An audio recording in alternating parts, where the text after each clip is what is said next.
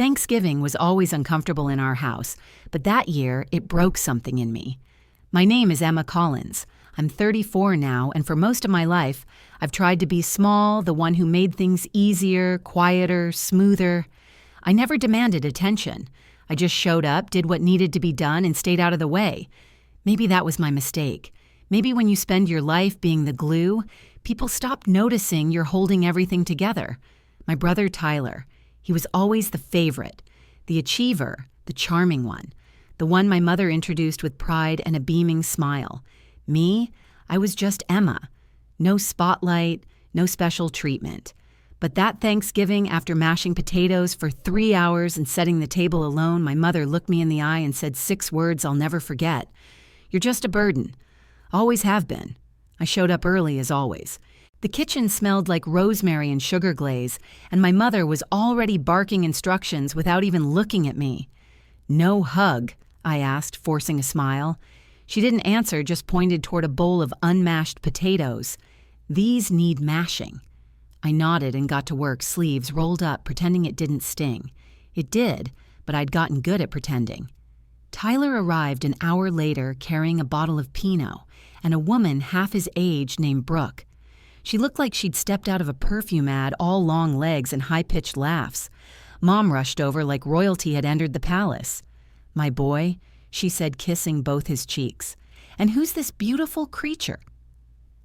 I stayed in the background setting the table, moving silently between rooms like a ghost no one had invited. "When I placed the napkins," Brooke squealed. "Oh, everything's so perfect." Mom beamed. "Emma's always been practical. It wasn't a compliment. Dinner was a parade of Tyler's wins. His latest corporate pitch, his trip to Barcelona, the condo in downtown Chicago. Mom's eyes sparkled with every word. Brooke giggled like she was paid to. I cut my turkey into small, quiet pieces and stayed quiet until Mom turned to me. "It must be nice living alone, huh?" she said, her tone light but sharp. "No responsibilities." I gave a soft laugh, trying to stay light. "Yeah, well, the mortgage fairy sure helps with that." She blinked. Then came the ice. "You know, Emma, you act like you're doing us some huge favor. You're not. You're just a burden. Always have been." The room froze. Tyler chuckled. "At least I make this family proud." That's when I stopped chewing. I set my fork down slowly, deliberately. I looked at my hands that had scrubbed their bathroom tiles, repaired their leaky sink, paid their mortgage more times than they could count. I didn't say a word. I didn't yell. I didn't even look at them. I just stood up, walked out the front door, got in my car and drove. I don't remember the drive home. I just remember the silence. No music, no tears, just the weight of a sentence I could never unhear. "You're just a burden." I didn't text. I didn't call. When I got home that night, I left my coat on the floor and sat on the edge of the couch, staring into nothing. My hands were still shaking, not from anger, not really from something colder, something closer to disbelief. I thought about every bill I'd paid, every Friday night I dropped off groceries, every time I'd left work early to drive my dad to a checkup, unclog their sink, or fix a flickering fuse box. I wasn't their daughter. I was their maintenance plan. So I made a decision. First, I turned off the auto pay, mortgage, utilities, all of it. Then I deleted every calendar reminder, labeled Collins Household. No message, no explanation, just absence. It took 3 days before the silence started to sting on their end. My dad called first. I didn't answer. His voicemail was clipped and gruff. "Emma, the mortgage didn't go through. Your mother's upset." "What's going on?" "No."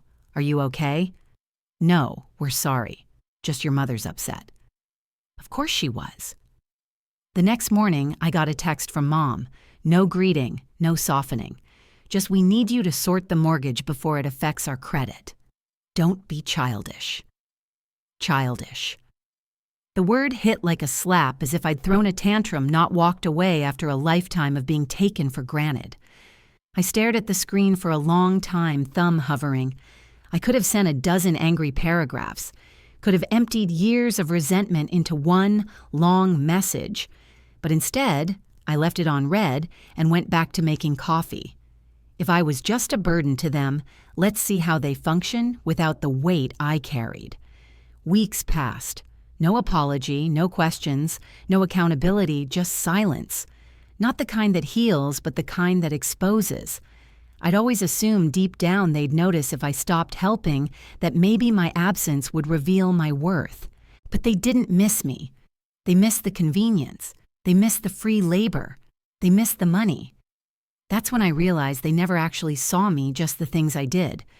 The boxes, I checked the weight I carried, so they didn't have to.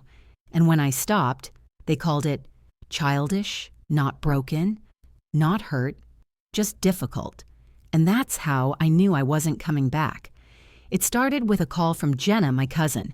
She never gossiped, at least not to me. So when she phoned out of the blue on a rainy Thursday, I knew something was up. "Emma," she said, her voice hushed. "Tyler's in trouble." I leaned back in my chair. "What kind of trouble? He quit his job." Or, "Well, rumor is he got pushed out. Something about mishandling client funds. Nothing official, but people are talking." I blinked. Tyler Mr. Corner. Office, the self-declared startup prodigy. I'd always wondered how he maintained the lifestyle, the watches, the cars, the trips to Santorini. Turns out maybe he couldn't. Jenna exhaled. "He moved back in with your parents." Of course he did. By the end of that week, the messages started again. This time, different in tone, sweeter, practiced. "Mom. Hey, honey, I know things got tense. We all say things we don't mean. Can we talk? I made that cinnamon roast you used to love. Then Dad mortgage is 2 months behind. Things are tough right now. Can you help out just this once?" Just this once. Like the last 7 years didn't happen. Like I hadn't been quietly funneling money into their house while Tyler flew business class and drank scotch older than me. I didn't reply. Then Tyler called. I let it go to voicemail. "Emma, hey, look, things got messy, I know, but I've got this new business idea, real potential. I just need some seed capital. I thought maybe you'd want to invest. Win-win, invest." He wasn't even sorry. He didn't apologize. He pitched like I was some angel investor he met on LinkedIn. Like he didn't laugh at me across the dinner table 6 weeks ago while I silently peeled potatoes in their kitchen. I played the message twice just to be sure I hadn't imagined it. But no, it was real word for word. That was the moment something clicked. This wasn't miscommunication. This wasn't a bad day or a heat of the moment insult. This was who they were. And they still thought I was who I used to be. Quiet, giving, differential. They thought the silence meant I was hurting, that I'd eventually crawl back as I always did once the guilt set in. But they were wrong. This silence wasn't weakness. It was clarity. I finally saw them. And more importantly, I saw me outside of their expectations, outside of their manipulation. And that version of me, she wasn't coming back. It was a Tuesday when the call came. I was at work going through quarterly reports, a half-drunk coffee by my keyboard, when my phone buzzed with an unknown number. I almost let it go. Almost. But something in my gut told me to pick up. "Hello." A man's voice, crisp and too polite. "Hi, is this Emma Collins? Yes, this is Andrew Walters from North Pine Mortgage. We're calling to verify a recent loan application on 1713 Willow Bend Drive." I froze. That was my old family home, my parents' house. My voice tightened. I didn't submit any loan application. There was a pause. I heard papers shuffle. "According to our records, the application was filed last week. You're listed as a co-signer along with a Tyler Collins." My stomach dropped. "No, I didn't authorize that. I didn't sign anything." "Tyler, that's my brother." Andrew cleared his throat. "Would you like us to send you the documentation?" Immediately, I hung up and just sat there still quiet, every part of me suddenly alert. 10 minutes later, the email came through, PDF attached. I opened it and felt something hot rise in my chest. There it was. My full name, my address, my income all scrolled across a mortgage refinancing document with my forged signature and Tyler's right beside it. The intended use section, startup capital. He tried to put my name on a 6F figure loan using the house I once paid for without telling me. He even used my old bank details, the ones I hadn't touched in over a year, and he almost got away with it. I saw red. I didn't scream. I didn't cry. Instead, I opened a new browser tab and typed in the name Kimberly Ross, my old lawyer from a corporate lease dispute. She was sharp, ruthless, and allergic to I forwarded everything the PDF screenshots, voicemail clips. Then I added a single line.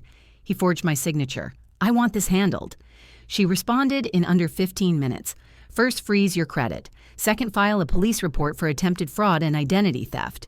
Third, I'm drafting a cease and desist. Fourth, how loud do you want this to be? That last line stuck with me. I'd spent my whole life being quiet, avoiding scenes, choosing peace over confrontation. But this crossed the line. This wasn't just manipulation. This was theft. This was betrayal of the most calculated kind. I called the bank, froze all my credit accounts, changed every password I had, then walked straight into the downtown police precinct and filed a report. It felt surreal, the kind of thing that happens to other people, the kind of thing that makes you question every memory, every decision, every time you thought maybe your family just didn't understand how much you gave. But now it wasn't about hoping they'd see. It was about making sure they couldn't touch me again. That night, Tyler called. For once, I picked up. Emma, he said like we were best friends again. Look, I think there's been a misunderstanding. Save it. He paused. Would I know what you did? The bank called me. I have the documents. I've already filed the report and you'll be hearing from my lawyer. Silence. Then a laugh. Nervous. Insulting. Dude, come on. It wasn't like that. I just needed a little help. You live alone. No kids, no major bills. I figured you'd be fine. You already did it. I cut in. You just didn't think you'd get caught. He exhaled hard. His tone shifted. Let's be real for a second, Emma. You've always had help. You've always had it easy. You're just sitting there hoarding comfort while the rest of us are trying to build something. My throat tightened, not from hurt, but from clarity. He really believed it. He thought he was owed my life. He thought I was just extra expendable. I hung up, and for the first time in years, I didn't feel guilt. I felt something sharper, focus, resolve. That night, I printed every receipt from the last 7 years, every transfer, every repair bill, every check I wrote to keep that house, their house, afloat. I organized them into a folder labeled Burden. I thought it was fitting. The next morning, Kimberly called. We're filing the cease and desist today. I'll also start prepping a civil complaint for fraud and damages. If they push back, we go nuclear. I nodded. No more silence, I said, because silence was how they survived. But I wasn't surviving anymore. I was done. Now I was coming for everything they tried to steal. I didn't tell anyone I was moving, not Jenna. Not the few co-workers who had tiptoed around my quiet mood since November. Not even my landlord until I handed in my notice. It wasn't impulsive. It wasn't revenge. It was relief. I transferred to our company's Boise office, a branch I'd visited once during a training trip years ago. I remembered the mountains more than the people, how they rose behind the buildings like watchful gods. I needed that kind of stillness. The drive took 2 days. I packed everything I truly needed into the back of my car. A few suitcases, my laptop, a kettle, 2 framed photos I hadn't thrown away. Not of my family, but of myself on hiking trails. I once thought I was too busy to revisit. When I arrived in Oregon, the air felt sharper, cleaner, like I could finally breathe with my own lungs. The first week was strange. My new apartment was smaller, but it had sunlight. Actual sunlight. The kitchen window faced the mountains, and every morning the light slanted in like a quiet reminder. You're not there anymore. I bought plants. I signed up for a pottery class. Not because I wanted to be good at it, but because I wanted to feel clay in my hands instead of tension in my chest. I started seeing a therapist. Not for them, for me. At work, I spoke up in meetings. I volunteered for a cross-team project that brought me face-to-face with our regional director. For once, I wasn't the support system. I wasn't the ghost in the background who made everyone else look good. I was visible. And it terrified me. But it also felt like stepping into something I didn't realize I'd been missing ownership of my time, of my space, of my story, of my... Back in Oregon, they were still unraveling. Jenna told me Tyler had moved back home, that the business idea had fallen apart, that my parents were barely keeping up with bills.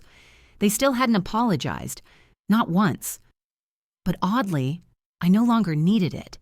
Not the apology, not the explanation, not even closure, not in the way I thought I would. What I needed was peace, and distance gave me that. I started waking up without checking my phone first. I went days without thinking of them, weeks without the guilt tugging at my spine. I even joined a hiking group, a real one, with strangers and trail maps and thermoses full of bad coffee and stories that didn't end in manipulation. One Saturday, standing at the edge of Pine Ridge, whined in my face, and nothing but trees below, I whispered to myself, "You're not a burden, not anymore, not ever again." It was a subject line I almost missed. Collins Family Mortgage urgent inquiry buried between a newsletter and a spam offer for discount vitamins.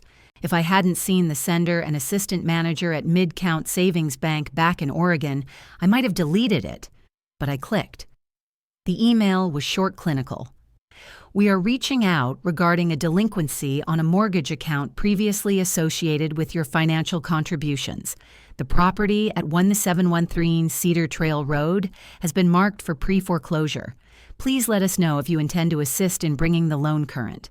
I stared at the screen for a long time.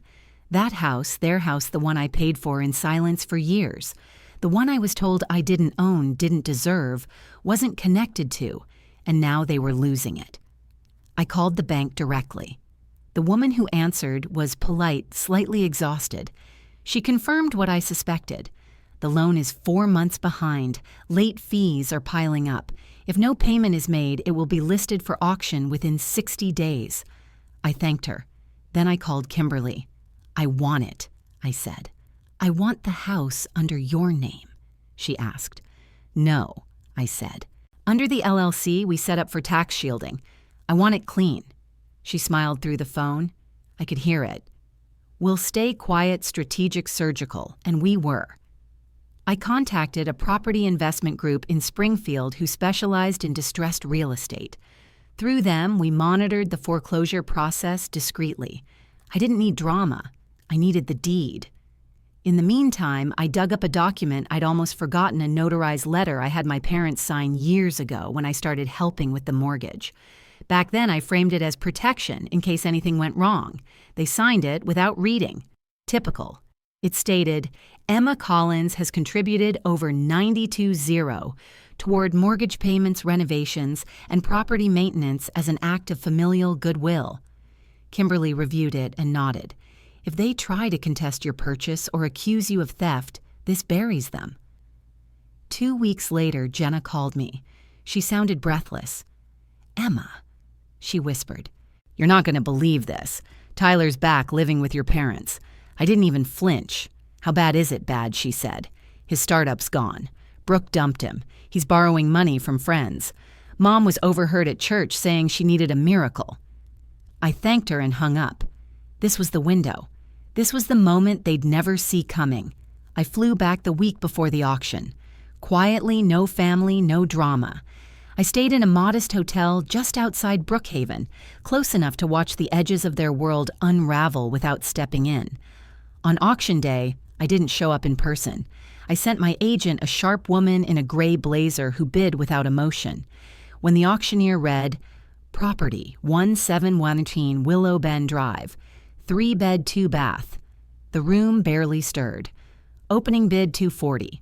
My agent raised her paddle at $245.0. Another bidder countered at $250, but they dropped out at $260. Sold. The house was mine. Well, the LLC's, but legally completely unarguably mine. I didn't go to the house right away. We had the locks changed, deed transferred, title secured. 9 days later, we sent the official notice of ownership along with a letter drafted by Kimberly and signed by me. This property is now under new ownership.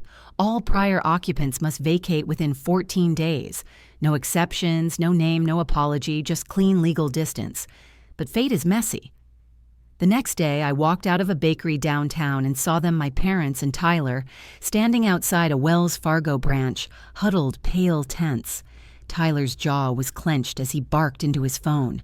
My mother looked like someone had pulled the sky out from above her. They hadn't seen me, but then she did. Her eyes locked with mine across the street. She froze lips, parted something behind her eyes, crumbled. I gave her the smallest nod, then turned and walked away. They were gone within 2 weeks. No goodbye, no confrontation, no forwarded address. The house was left silent, stripped of furniture, of voices, of everything except air that finally felt still. I walked through it one last time alone. The kitchen still smelled faintly of cinnamon. The living room echoed a little too easily, like it was glad to be emptied. In a back closet, I found a shoebox labeled with my name, filled with old report cards, a drawing of a stick figure family, and a thank you note I'd written my mom in 3rd grade after she packed my favorite lunch. She'd kept it. Or maybe just forgot it was there. I didn't take it with me. That little girl who wrote that note, she stayed in the box because the woman I'd become didn't need to be chosen. She chose herself. I didn't move back into the house. Instead, I partnered with a nonprofit that supports young women aging out of foster care. We turned the place into a transitional, home-safe, stable quiet. I funded the renovation through my business, set up a small grant in my grandfather's name, the only man in my family who ever saw me. 6 months later, I visited one evening. The porch light was on. Laughter drifted out the windows. Someone had painted the mailbox blue. I stood at the curb and smiled, because that house, it no longer carried their legacy, it carried mine. And this time, it was built on choice healing and fireproof peace.